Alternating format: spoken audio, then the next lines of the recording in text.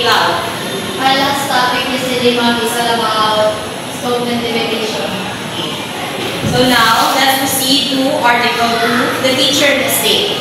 Okay, Fabia, can you read the Article 2, Section 1? The school and nurses of the future citizens of the state. Each teacher is a Fabia, pwede ka bang makausap? Napapansin ko kasi na nahihirapan ka pang magbasa. Pwede ko bang makausap ng mga kasama ko? Sige po, ma'am. Sabihan ko.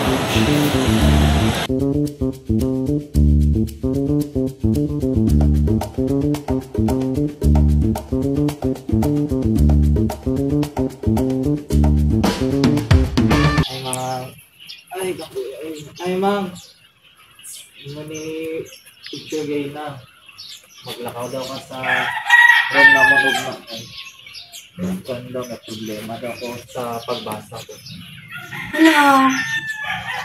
Hindi pabasa niya mga gusto ko gay naman. Tapos, kung naputol-putol akong pagbasa, dili daw kayo maka.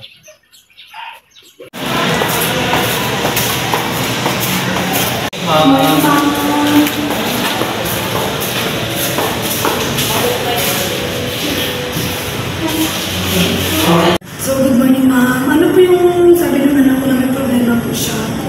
Ma'am, napapansin ko po kasi na si Dominic is nahihirapan mo magbasa.